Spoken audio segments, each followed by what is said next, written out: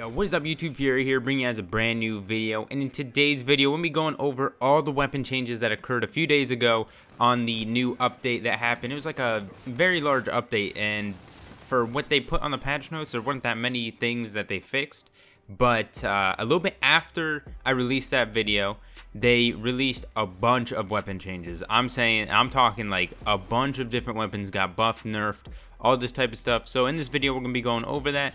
But before we do that, if we could break 250 likes, I'd greatly appreciate it. And let's get right into the updates. So if you guys want to follow along, I will put the link in the description to the Reddit page that they posted all these updates on. You guys will also see a bunch of the updates and changes to the weapons. But we're going to go over each one individually, and yeah, hope you guys enjoy the video.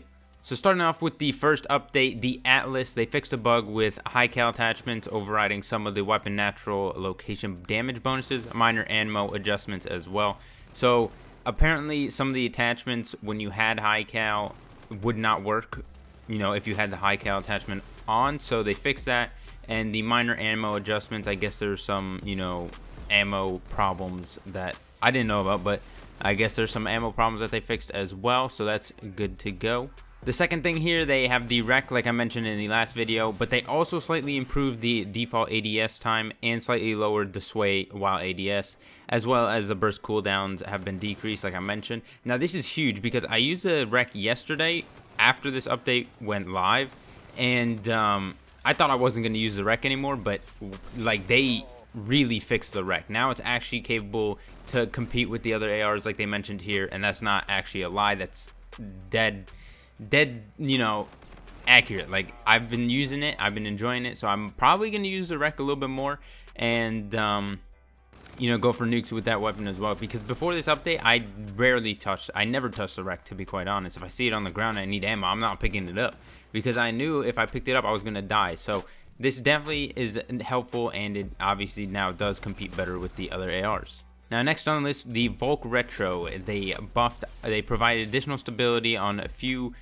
first few bullets, and they also improved the default ADS time, make the weapon feel a little snappier than its other variants. So obviously the FuRyTV after it released it wasn't used that often, to be quite honest. I still don't see people using it. I personally don't use it. So hopefully the stability in the first few bullets, like they mentioned here on the update, is going to help it out a bit, you know, let people use it a bit more. I'm probably going to toss it. Honestly, throughout this whole thing, I'm going to start using all of these so I can push out videos for you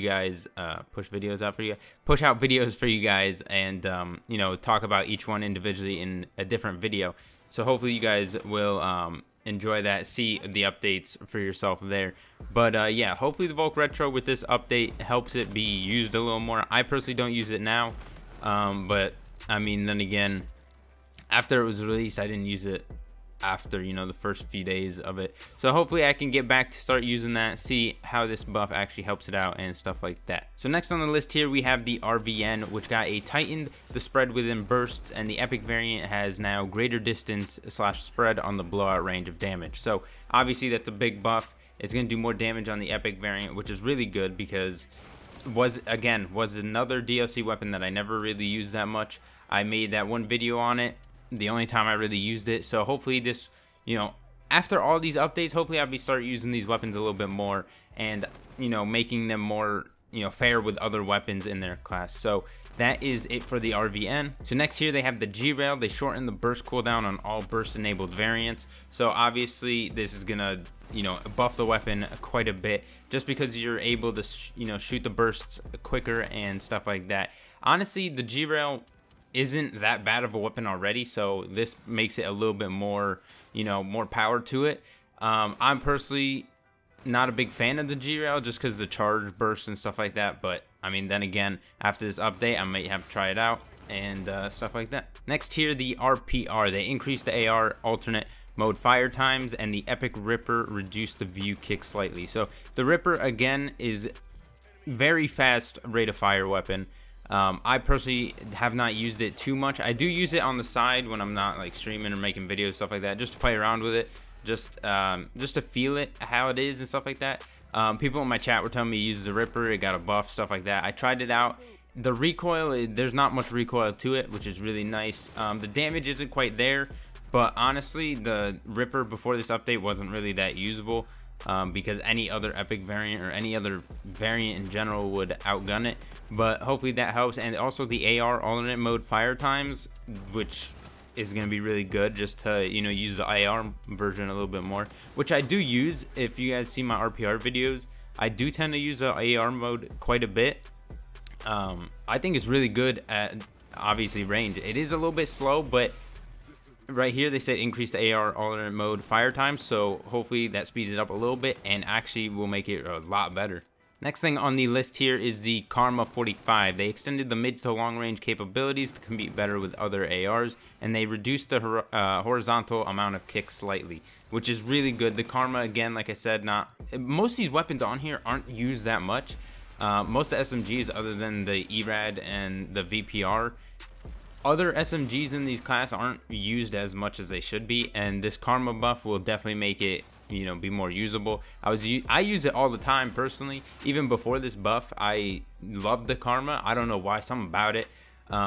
Super good gun. Now it's even better, so hopefully more people start to use that. Next here we got the FHR. They reduced the hip spread slightly. Again, just to make the hip fire a little bit better. Not too much change to it. I personally don't hip fire too much, so I mean, if you guys like to run and gun, hip fire, all that good stuff, the FHR got a slight buff to that. They increased the view kick slightly, which I'm guessing is a little, you know, a little nerf to the raw. Nothing too crazy. They mentioned it, they, you know, increased it slightly, which isn't going to do too much to the raw, because the raw regardless is a really good weapon. It's kind of a slow fire rate, but the damage is there, and I don't think this is going to change it too much, but I don't know, we'll have to see later on in the game. Next on the list, we got the Proteus. There's quite a bit to this one, so stick with me. They reduced the spread on sniper mode shots while in ADS. They improved damage bonuses to the head and torso, lowered damage to legs and feet. They also fixed a bug where shotgun mode of the weapon wasn't getting target assist, mainly on consoles, and they bumped out effective damage range of shotgun mode slightly. So I guess this is like a buff and a nerf kind of, because like they improved damage to the head and torso, and, you know, lowered it to legs and feet, so obviously makes sense. Less damage to the legs and feet, more, you know, bodying up. But and they also reduced the spread on sniper mode shots while in ADS. I'm not quite sure how the Proteus works like that when you're ADS'd and stuff like that, but I guess this is kind of like a buff and a nerf. Make it more balanced, I guess. I don't know. I'm not much of a sniper, so I don't know if you guys do use the Proteus, this might be helpful for you.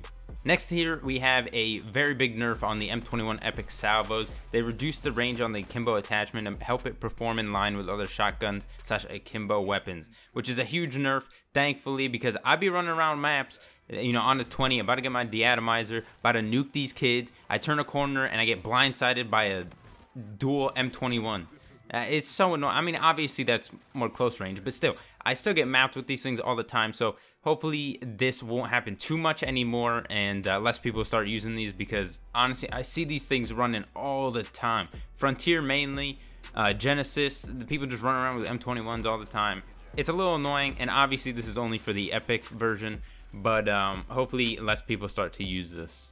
And the next three here are mainly pistol, or they are pistol, you know, updates and stuff like that. So first we got the EMC, the Epic Switchblade. They improved the maximum effective range a little. I'm not quite sure what these Epic variants do quite yet. I don't really use pistols like that, but they improved the maximum effective range a little. So obviously you can start hitting people a little farther across the map and do a little more damage. Now the next thing here is the Hailstorm Epic Ordnance variant.